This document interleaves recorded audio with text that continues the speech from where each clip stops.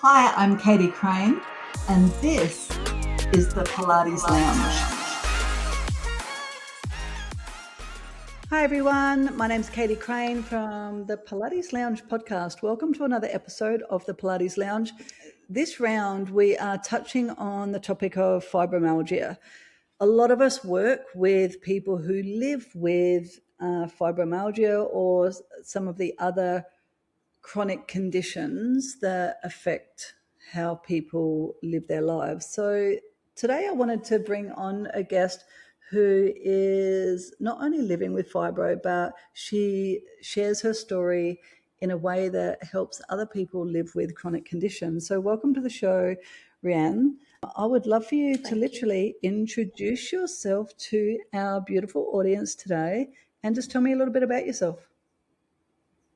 Okay, so my name's Reanne. I'm a mother of two living in the UK.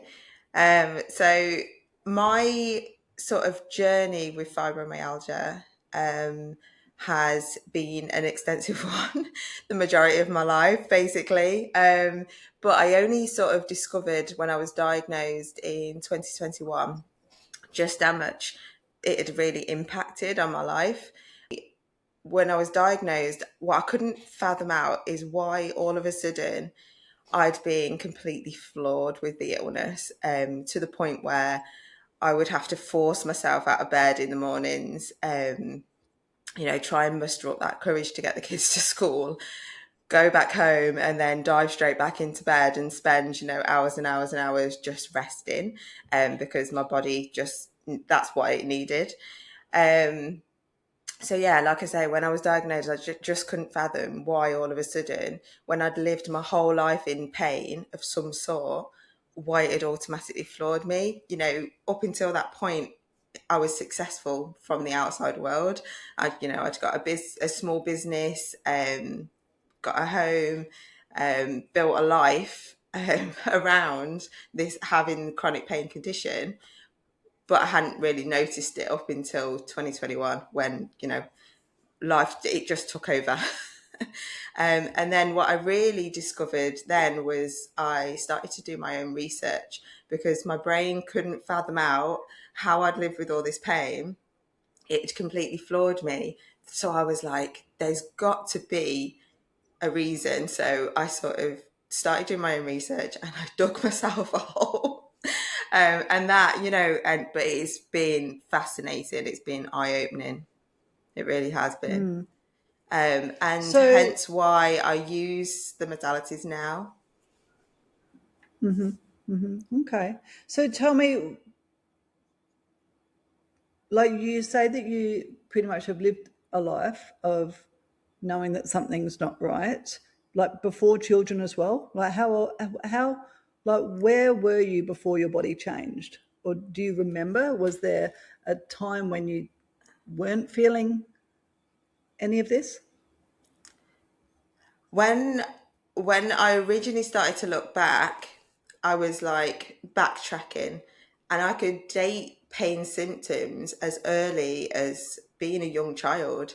My mum always said I was always a bit anemic, but never on the blood test, down the blood test route, doctors could never pinpoint anything.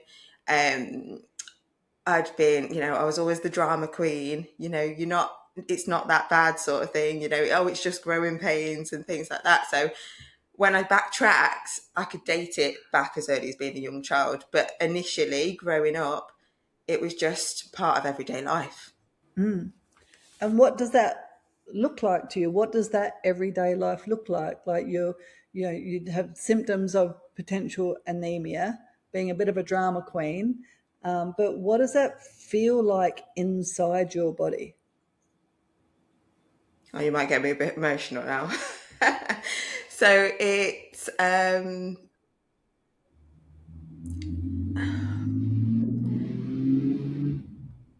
being the outsider a lot of the time, the outsider looking in, trying to fathom out why everybody else seems happy in an occasion and you feel like the odd one out, the ugly duckling almost, why am I not why do I not feel like I'm experiencing this like other people are? And that then impacts on how you see yourself, going down that whole route of not being good enough, not feeling seen, not feeling heard. So when I received my diagnosis, it was like sort of the catalyst for change almost, because it gave me validation. So the label, the term in itself gave me validation. It meant that what was happening wasn't just happening in my brain. There was a reason for it. So that, yeah, that was the best part. And when you say that there's that sense of being on the outside looking in, like you're not experiencing what everybody else is experiencing, what's stopping you from experience that? Is it the emotional part of your body, or is it that you don't feel that you're physically able to experience what everybody else is experiencing? I think it's both, because of how your body is physically responding. Emotionally, it impacts that as well. So they sort of go, they definitely go hand in hand, the emotional side and the physicality. Because a body crying out in Yeah. pain, you're completely absorbed in it. All your attention and your focus is completely removed, because you're carrying this like heavy coated weight almost, and it's dragging you down. So how old were you when you got diagnosed? I was 33 when I was diagnosed. Wow, but you've lived with what you knew to be like, you've lived with this something that made you feel like you didn't belong, like made you feel like you're an outsider. And I could imagine it's not, you can't see fibro. It's not like you've missing an arm or missing a leg. So from people around you who are not experiencing these things, then it's very hard for them to understand where you're coming from anyway. Hey, so it's almost like a double-edged sword of you missing out because you don't feel capable, but then nobody understanding because it doesn't look like you got anything.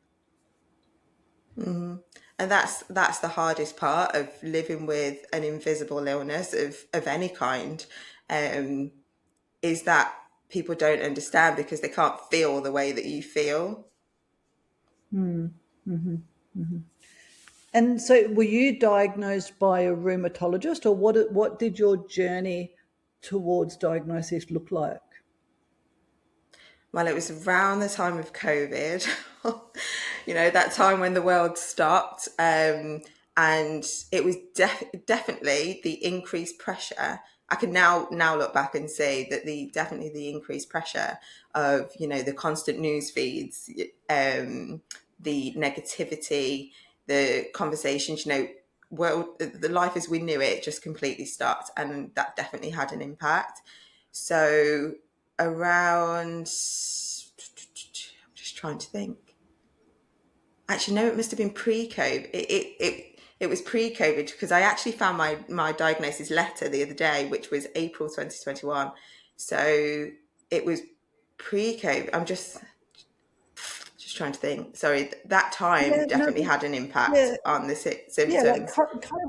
COVID was 20, wasn't it? 1920, 90. Yeah, Oh, was yeah, it yeah. I 20? mean, 1920, It 2020. I think it seems was like a 2020. lifetime.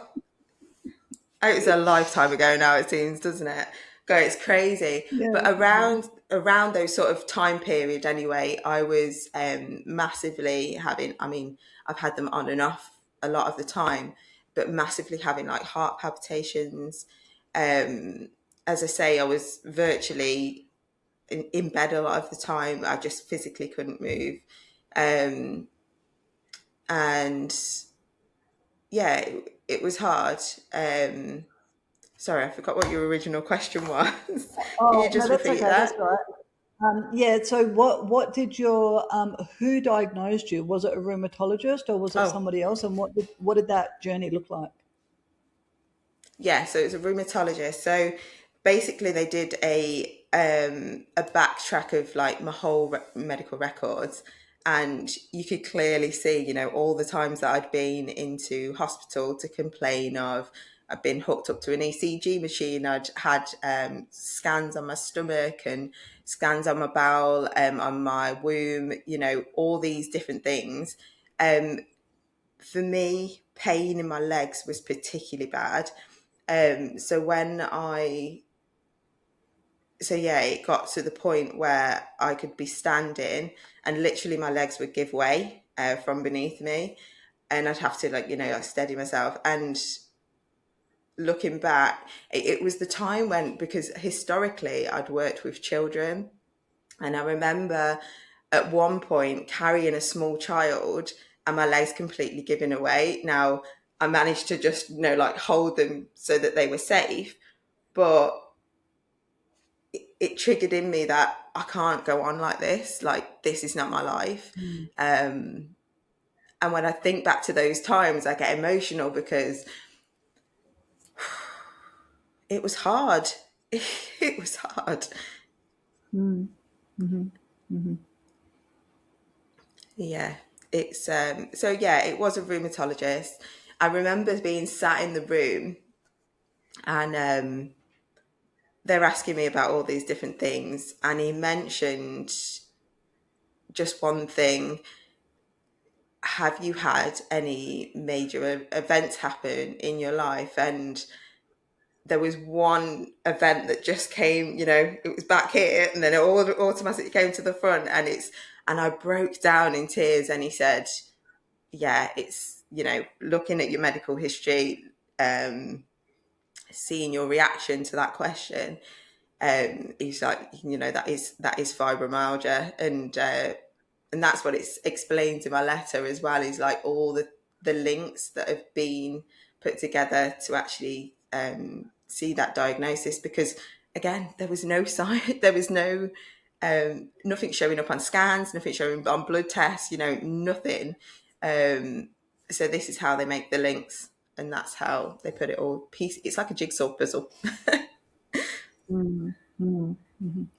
And reflecting on that moment,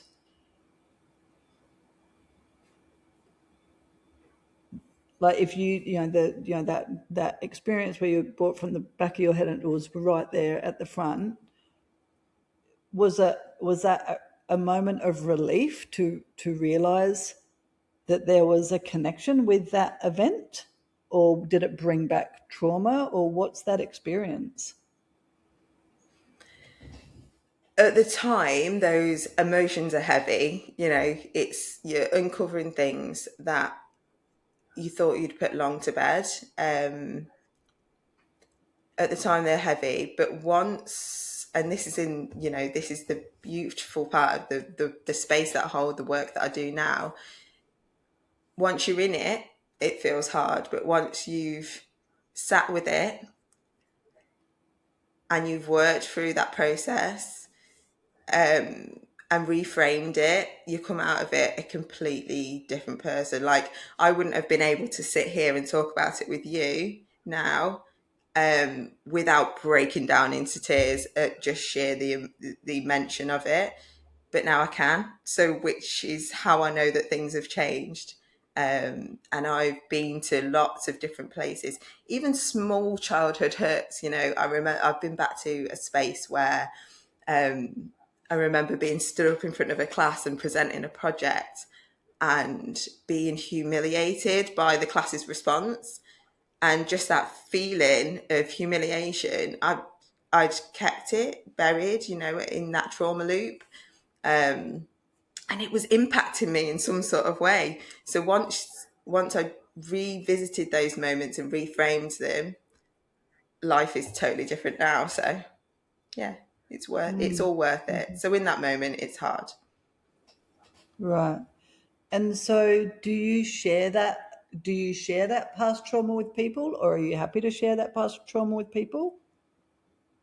I share. Some might say that I'm an oversharer.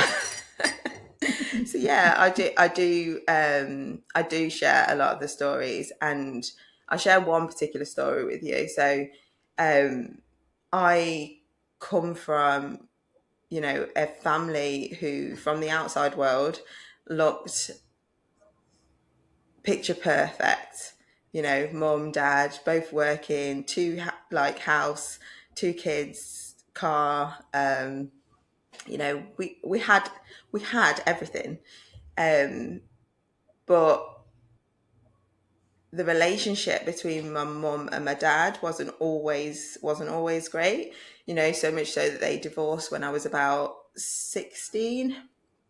And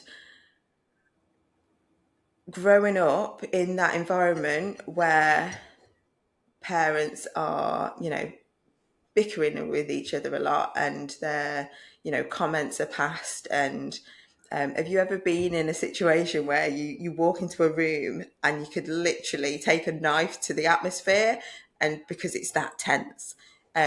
So yeah, a lot of that. And sometimes, my dad wasn't always able to control his own anger. So yeah, tense environments. So there's a lot of times where you get in that freeze mode, because so the body's having a response to the environment. Particularly the pain in my legs was a massive trauma. It's had a massive impact. And that's probably why it was so severe, is in that those moments that I'd revisited, particularly one where my dad had attempted suicide when after my mum had said that they were divorcing. And I remember walking out onto the hallway in the middle of the night as a teenager. This was, and witnessing, witnessing that. Now, you talk about that event to him, and he has a completely different recollection, almost a non-recollection of that event happening. But me and my mum have a completely different experience of that event. So trauma is not the event itself or what happens in that event.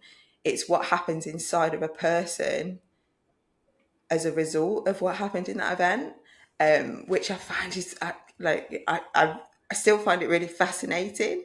And that was the link. That was the link. So I use a lot of my own personal stories because it helps people to relate to the fact that even from something small as being humiliated in a class, in a school class, kids can be cruel. It can happen to any single one of us, right up until the big events of, so yeah, it can be anything. Trauma is just what happens inside of you as a person in that moment, as to how the body holds that reaction, holds that tension, holds that fear, all those emotions, anger, fear, frustration. We're holding on to it a lot of the time if we're not processing it in a way. So, your fibro experience, and I'm sure you're not alone here, it sounds like it's all these emotional hurts that you store in your body, and you build up and build up and build up, but then they present themselves as physical discomfort, physical pain, physical exhaustion, potentially because you haven't processed that emotion in the time. It's almost like you just keep filling up that cup until there's no more room in that cup, and it has to spill over and present itself in your body. Is that what it's like? Exactly that. Yeah, exactly that. And it's the layer on layer on layer. So a lot of it in these fibro support groups that are on like Facebook and things like that, people will often say, as fibromyalgia is not known as an illness that gets progressively worse, but has anybody recognised that it's got progressively worse? And a lot of people are saying, yeah, it's got progressively worse in me. But the only reason it's got progressively worse is because things that happened when we were a child we haven't dealt with, so we push through. and those layers keep building layer on layer. So when we do the trauma healing, when we do the that reframe, it's like peeling back those onions layer on layer on layer, so that we get to the bottom of where it all started. And I imagine that not everybody is. I imagine that there's a lot of people out there living it with pain, with chronic fatigue, because they're similar, right? But they're not, either they're not aware or they're not ready to even explore the notion that these are held traumatic experiences, because they're not there yet, right? So at what point do you become that person where, because there's a sense of self-responsibility that has to take place for you to even be prepared to be like, you know what, this is something that I'm holding on to. There are things that actually not necessarily even happened to you, but you were a part of that, seeing those things happen with your dad and being in the household with your parents. They're not, of course they're your experiences because you were there, but they weren't your fault or anything, right? But you hold on to all of those emotions. I bet there's a lot of people out there that aren't even ready to go there yet, right? Yeah. And that not being aware is the piece that suddenly clicks with people sometimes. And once it's clicked, it's like, wow, I need to deal with this. And I need to get some help with this a lot of the time. Some people, are able to work through these things themselves. Other people need guidance and support to get there. But a life without pain is certainly possible. It's certainly possible because I've been through it. It hasn't been easy, but yeah, it's possible. So what was it? Is it that, so everything for you, everything came to a head, like, say it was around COVID time. I think we've all lost that time scale. We've probably all got PTSD from that time. But, but for you, everything came to this crescendo around about that time for you to actually go and be like, right, I need to actually find somebody to give me a diagnosis because I'm ready to deal with this. I can't stand it any longer. I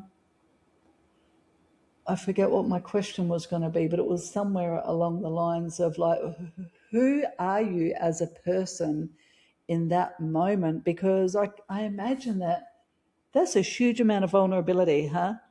To be ready to be at that moment. But what does that feel like when you're there at that tip of, I'm ready to deal with this, and and I need something, and then somebody gives you a diagnosis? It was a point of desperation, but as I say, the label in itself, the term, gave me validation. It allowed me to know that it's not all in my head. And at the age of 33 as well, I had a young child.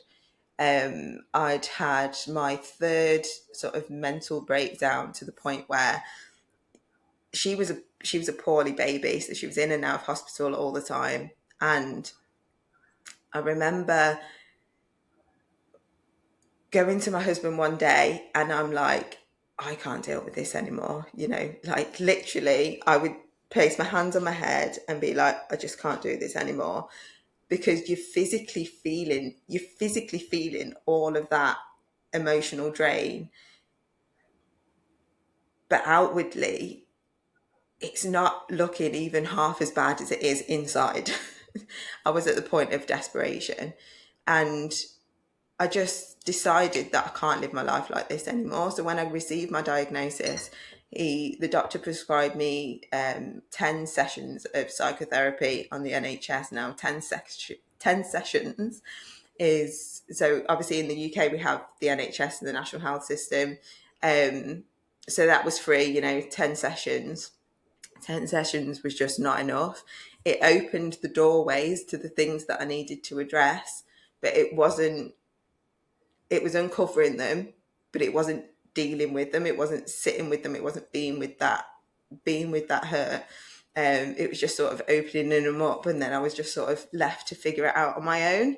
And that's exactly what I did, and that's why I invested so much heavily into my own research and how I could combat not only the symptoms, but how I was going to deal with this long term.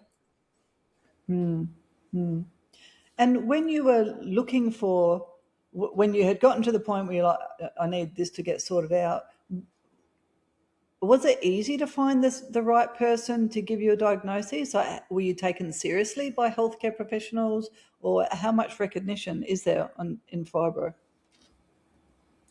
I think it's really difficult because, again, you can feel it and you can just try and describe it to somebody, but they can't actually make that connection a lot of the time. It was hard. And I remember saying to my mum, in fact, I meant to bring it to me as well, but I remember saying to my mum at the time and describing to my mum how I was feeling and what was going on. And she said, do yourself a silhouette. So, like, I printed myself off a silhouette online, and I pinpoint on this silhouette exactly where I was feeling pain, how often I was feeling the pain, and what it felt like. And when you've got the visual in front of you, it was like, wow, like, how do I deal with this? How do I live with this day in, day out? It just, I was like, how can anybody live with this?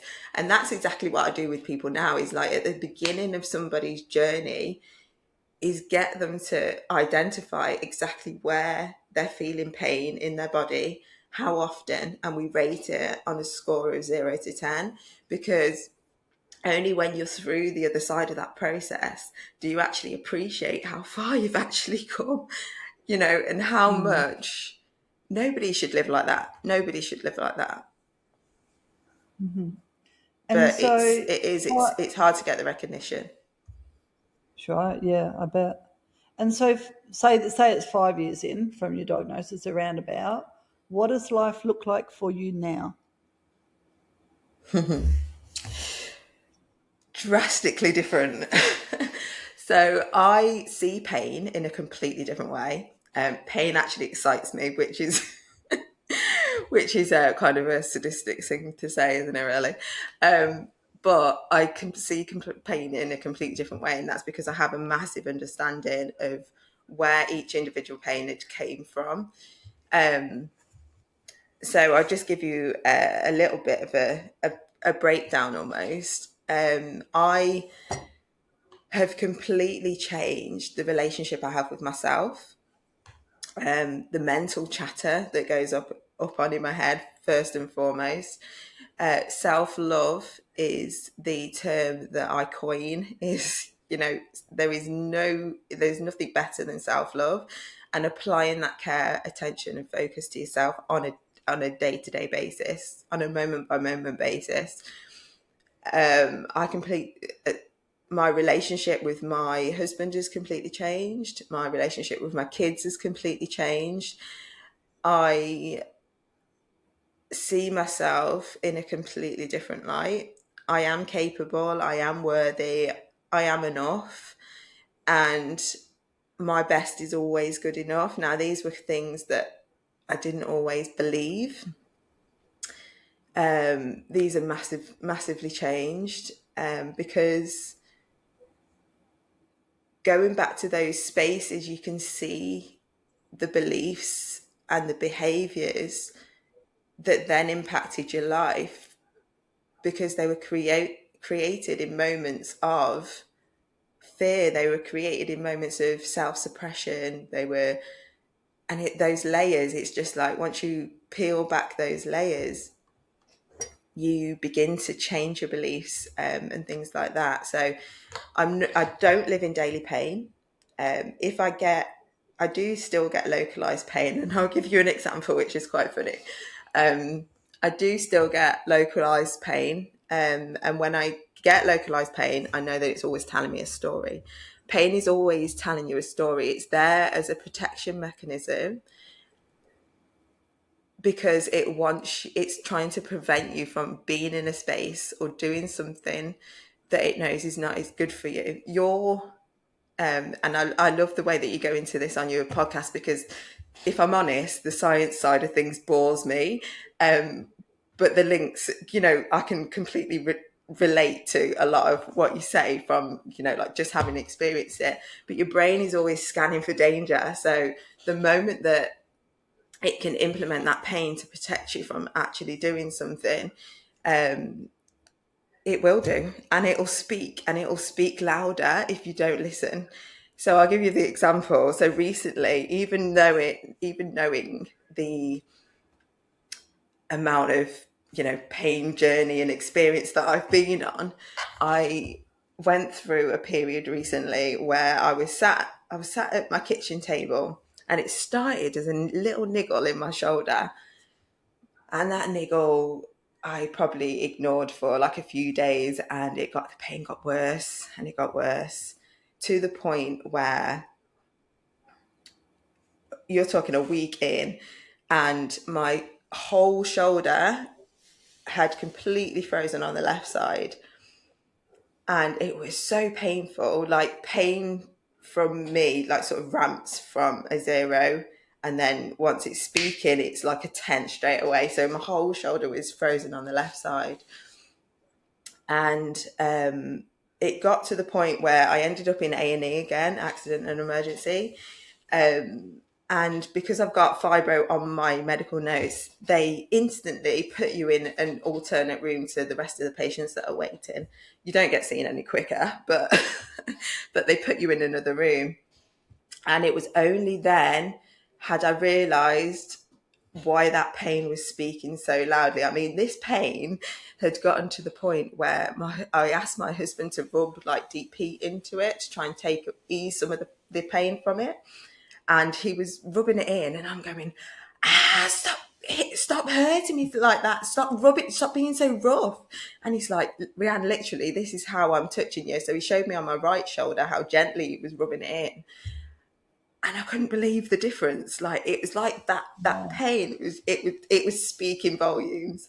And when they put me in this other room, I'd been in there just a few hours, and in there they'd got like the telly on, and the telly had got like this classical music playing. And I realised that the reason why it had gotten so loud is because at the time, when you look at the time frame and the period that I was going through, I'd fixated, and this is like a downfall of mine sometimes, but I'd fixated on a project that I was doing to do with my work, and I'd fixated on it, and all my self-care practices had gone out the window. I wasn't meditating, I wasn't reading, I'd stopped going to the gym. All of those things had gone by the wayside. So I was neglecting myself through fixation on this project. And my shoulder it began as a niggle, because it was like, right, go back to doing those things now, or I'm going to speak louder. And that's exactly what it did. And the minute I spent a few hours in that hospital, and I did have naproxen, which is a nerve suppressant. So I did have naproxen, but when I came home, obviously I know medication long term, it's there as a temporary fix. So the pain had gone instantly. But the minute I understood why it was giving me that pain, I started applying those self-care practices again. The pain had no reason to stick around. It had completely gone. I needed the medication to take the edge off, but then, I fathomed out the reason longer term. So it still catches me out now and then. And, when I'm putting myself out there to do something that's that I'm not necessarily happy with, I'll get like a pain flare in my hand or something, as a reminder that you need to stop doing things just because other people want. So I still fall into those traps. You need to stop doing the things that people need you to do just because they need you to do them. I spend a lot of time now in encouraging people to listen to their heart. What's your heart telling you to do? Are you happy with that? Is that going to benefit you in any way, which way?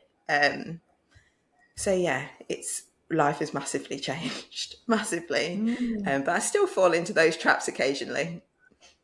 Yeah, sure. And I think like working with people, whether it's something like this, or even if it's an injury, and then, oh, my back hurts again. We fall into those old patterns. But similar to what you're saying, we say in the studio, your body will whisper to you, but if you don't listen to your whispers, eventually your body will start yelling at you. So it sounds quite similar, hey? That you're having to be really Exactly. intentional of listening to what you need emotionally and probably physically, and always nurturing that. I mean, I think the body is actually very intelligent, but we can be, quite stupid sometimes, that we just ignore things, over and over again. So tell me, golly gosh, I can't imagine how it must have affected your friendships and your work and your relationships over the years. I mean, can you talk a little bit about that, like how things had been affected, and then what is the healing process for other people, even around you, like the So the people around you beliefs, in your life? yeah, so the beliefs and behaviours that are created, in childhood times, particularly around the event of my dad, there was some massive beliefs and behaviours that was created around them, because at the time, my mum was working away a lot, and I've done loads of forgiveness and practices to just see how resonate with how he was feeling in that time and space as well. But at the time, my mum was working away a lot, and I was expected by my dad to, I do things like, I was only a teenager, but making my brother's dinner, cleaning around the house, and I was expected to do all these things. And as you can imagine, a stroppy teenager, it's like, just, why am I all of a sudden responsible for doing these things? I would rebel, and so those, and we would come at loggerheads with, emotions would flare, tempers would flare. So there was a lot in that. And the beliefs and the behaviors that were created when he attempted suicide was that I always need to put everyone else above myself, because if I don't, then bad things might happen. And Mm. so when you think about that belief in itself, when I became a mum, when I became a wife, I was constantly over giving, over pleasing, and it served me well. I built a business from it, in childcare. I was looking after other people's children, and that belief in itself, built me quite a successful business. So it's because I was constantly over giving and constantly over pleasing, people, are receptive. They're receptive of that, and they appreciate you based on what you do for them. But it was always at the detriment to myself. And so when I started to change those beliefs and those patterning, it put me and my husband into, this massive turning point, because he was married to a completely different person. I had so much more respect for myself. I always put myself first. If something doesn't sit right with me, then it's just not going to happen. Um, so yeah, we went through marriage counselling as well, because it was like he was living with a completely different person. Yeah, I can imagine. Hey, So it's I mean, impacted us all. yeah, I bet. Kudos to you both, for sticking it through, because I'm sure that this would break down a lot of relationships. Hey, as you start to realize who you need to be well, it doesn't necessarily suit everybody around you, does it?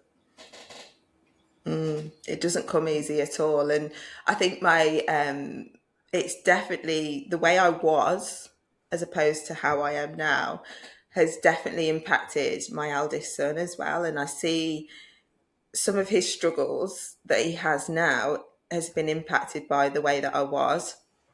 And the way that I am now is he struggles to come to terms with the fact that I've made some massive changes, and I won't stand for certain things now. And so yeah, it's like he's living with a complete different person. So everyone around me has sort of had to roll with the changes. So yeah, it has been difficult on all parts. But I'm well. So, it's the you have, and the enlightening thing is as well is it allows people to grow as people, because if you're constantly over giving, over pleasing, over like doing everything for everybody else all the time, you're not letting them do what they need to do to grow as people. So, and the minute you step back, they can step into their own. So it's been massive, and it's a process and it's a journey, but it's well worth it. And in all times of that journey, think about yourself, because without you, there is nothing. It's fascinating. So, what does being well look like for you, Rianne? Like, what are some daily practices that you make sure that you do to keep well, like physically, emotionally? What are things that you take part in? So meditation is massive, massive for me. I regularly meditate. I probably don't meditate as much as I should do. Probably about 3 or 4 times a week. Creating space for myself.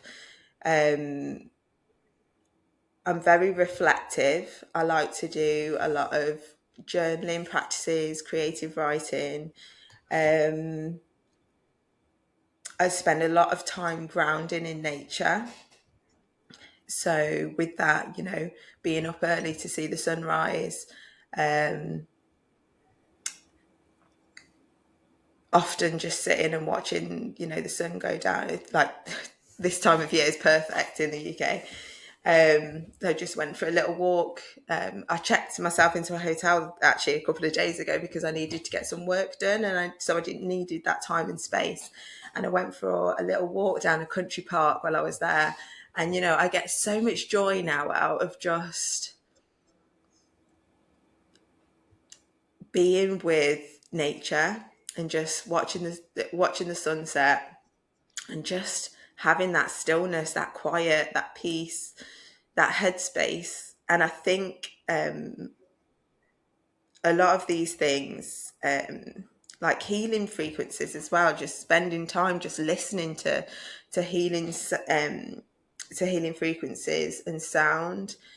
And I do a lot of connecting with my breath, hence why I became a breathwork practitioner, is because your breath is so powerful, so important. So all of these, your breath is at the forefront of them.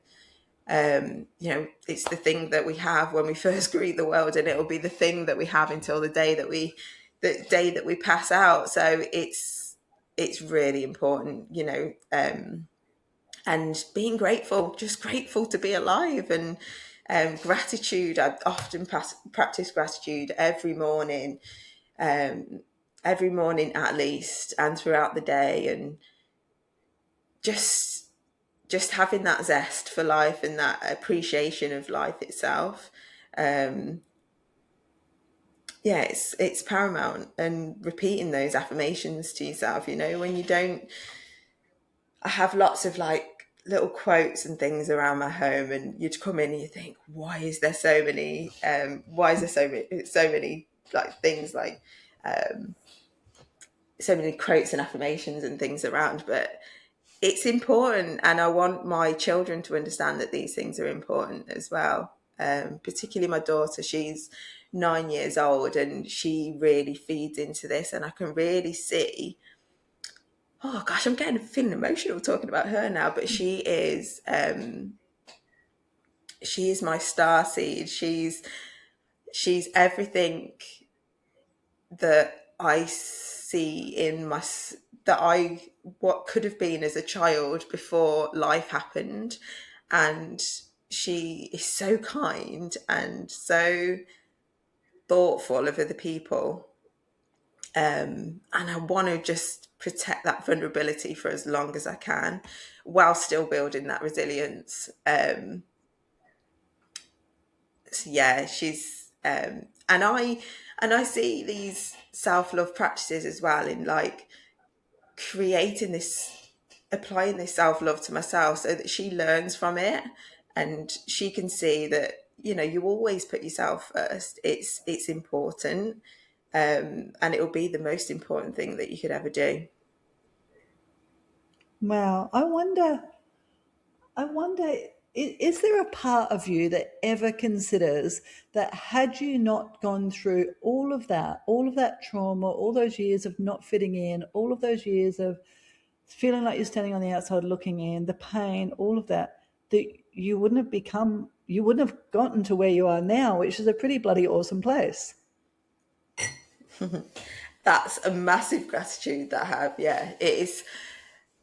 Looking back, and you know, when you can sit and talk to somebody and tell them all the things that you've gone through, and people that I work with now as well, like my story is nothing compared to some people that I've worked with before. And what we always come back to is the fact that what happened shaped you as a person. And no matter what time and space that you're in, everything is happening for a reason, and it's building you to that, it's just taking you to that next step of where you need to go on your path.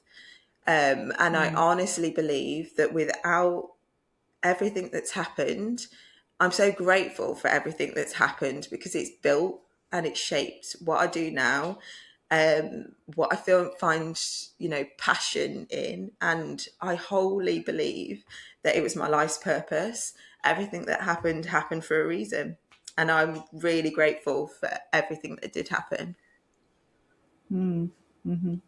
Yeah, wow. It really sounds like you've done like such an amazing job of taking, you know, something that, I mean, we work a lot with, you know, with CFS and fibro, and it can be such a traumatic, the whole experience is so traumatic when you're in it. You know, I can't imagine what you must commit to work your way through to a point where you can feel gratitude for it and be vulnerable enough, but also have the strength to share that with other people.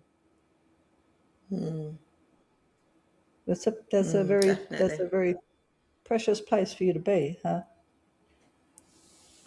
Thank you. So tell me, as we wrap this up, this I just need to tell you, this is going to be so so helpful for so many people of our listeners. You know, and I've no doubt that you doing the work that you do and sharing your story and being all of those things is going to help a lot of people in very bad situations pull through. So tell us, what is it that you're doing at the moment, because you work with other people, you've said it a few times, you work with other people that are on their journey to self-healing. What is it that you are doing right now with people, and yeah, let's share that first, and I've got one other question for you. So the title I coined myself with is breathwork and physical pain coach. So I've already mentioned, you know, just how important the breath is in all of these processes. And the kind of breathwork that I do is very deep. It's very somatic. So you're looking to stimulate the vagus nerve. So that's actually the episode that I watched, that I listened to you do. And what it does, it stimulates the vagus nerve in so that it acts as a whole body reset. And in that, I tailor my questions, my coaching, around you're altering the state. So you're altering your state of consciousness. And I am coaching you through that whole process. So we look at each individual pain. And we journey into the story of that pain, how that pain was, when did it start? what emotions does it have? What feelings does it have? What story does it have behind that? And then we journey through to how actually you want life to look like now. And in taking clients on that process, it's, I can't think of one word for it, phenomenal.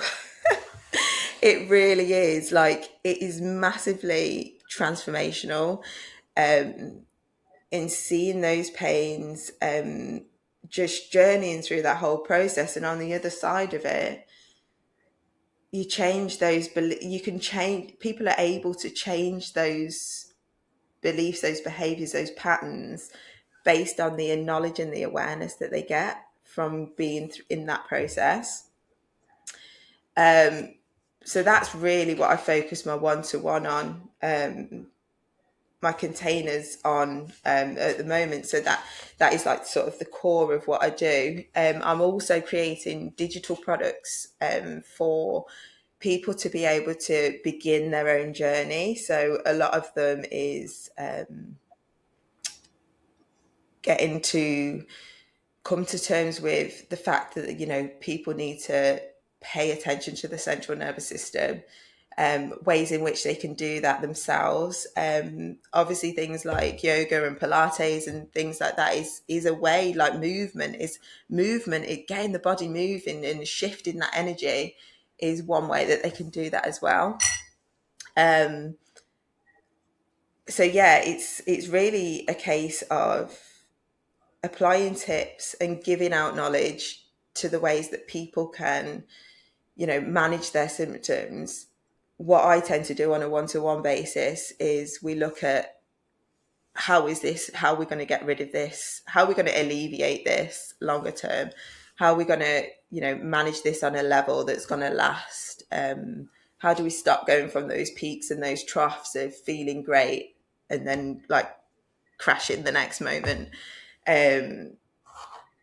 It's about changing lives, just dramatically helping people to just change life as they're experiencing in that moment. That's cool.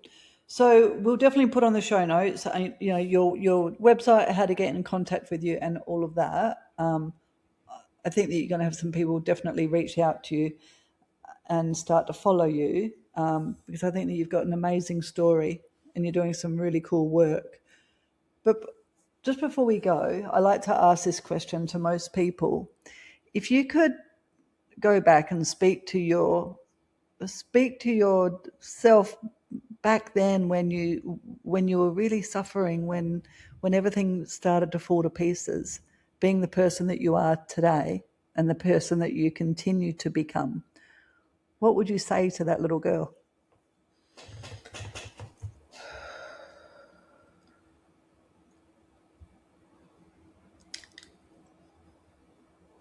I would say, I love you.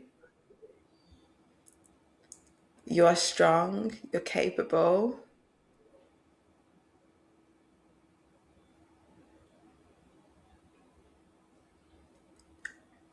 Keep ploughing on because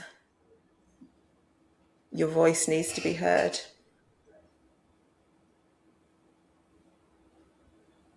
Mm-hmm. Yeah. Thank you so much, Reanne. I really appreciate your time. 3:30 in the morning in the UK, you crazy lady. I feel alive now. I feel completely like I was planning on going back to bed for an hour, but I actually feel like, yeah, I feel great. It's such a powerful story for you to be sharing, you know. Thank you. Oh, thank you. And I do really feel like it's an important message to share with people because they can change. You know, we using your brain is, and again, I think you've done an episode on this as well. Like your brain's capacity to change is phenomenal. Like, and we are incredible as humans if we think about it. It's just tapping into that potential, and that's exactly the space that I come from. It's just empowering people to know that they are at the forefront of change, and whatever they want to change in their life, they are the one. They, it is all about you. It's all about you, which is kind of ironic because growing up, my mum used to always say, it's not all about you, Reanne. But it is, actually. So yeah, we laugh and joke about that now. But yeah, it's all about you. All about you. That's awesome. Thank you again, Reanne. Like I said, folks, we're going to leave Reanne some details in the show notes. I know that everybody is going to get so much out of this, and wishing you all the best, Reanne. Thank you again for your time. Thank you. Thank you. Thank you very much.